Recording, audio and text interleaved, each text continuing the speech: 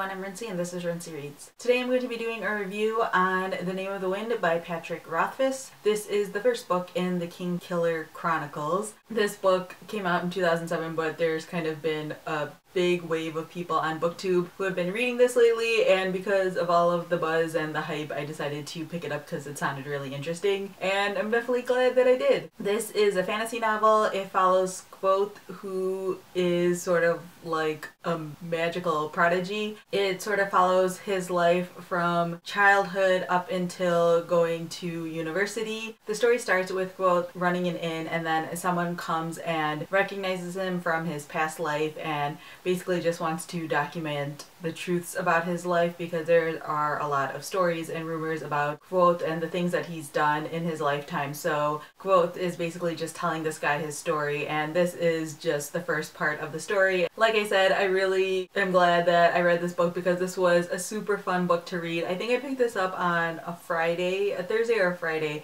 and I ended up reading this in basically a weekend because I could not put it down. I actually got this first as a library ebook, and then I was enjoying it so much that I knew for a fact that I wanted to get the physical copy of it. Even though this book is really thick and very big, like this is bigger than the average paperback, there was no problem for me, at least in terms of pacing or anything like that. You kind of just jump right into the story, and I was pulled in right away. One of the big reasons for that is just the fact that I love, school-based stories or university-based stories, so I was automatically pulled into that aspect of the story. But also I was realizing that the feeling I was getting from this book was very similar to the feeling that I got when I was reading like the first Harry Potter book or the first couple Harry Potter books. I was very intrigued by this world. Kvothe is a very interesting character. Like I said earlier, he is kind of like a magical prodigy. He is very smart and intelligent, and he knows that he is very smart and intelligent, which can come off as arrogant sometimes, but to me, he reminded me a lot of like a Tony Stark type character from Iron Man, where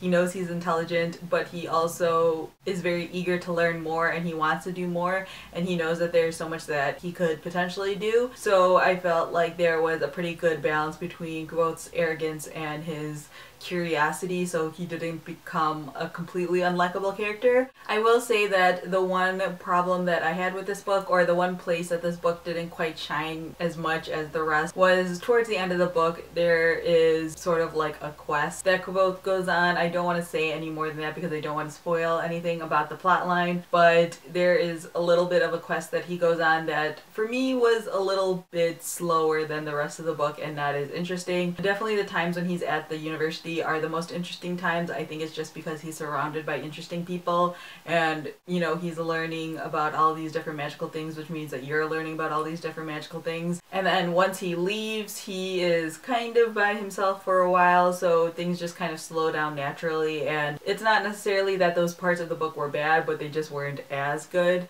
In the end, I gave this a 4 to 5 stars, and I definitely put this on my favorites shelf because this is just a really interesting series. If you are a hardcore fantasy person, I'm not completely sure if this is necessarily going to be the best book that you've ever read, but if you're someone who reads more just like literary fiction or contemporary fiction, or you just in general don't read a lot of fantasy, this actually might be a good entrance point into the fantasy world because it doesn't have so many fantasy elements that it feels completely different from other things. I feel like this is one of those books that sort of crosses genres. I already own the second book in the series, so I will be reading that one in March, and I'm quite excited to just see where the book continues. I've heard the second one isn't quite as good, but I feel like Patrick Rothfuss is just a really good writer in general, so I'm just going to be interested to see where he takes the story. So yeah, those are my thoughts on The Name of the Wind by Patrick Rothfuss. If you have read this book, feel free to leave your comments down below letting me know what you thought of it. Also, if you've already read the second book in the series, let me know how that one compares to the first book. So yeah, that's all I have for now, and thanks for watching.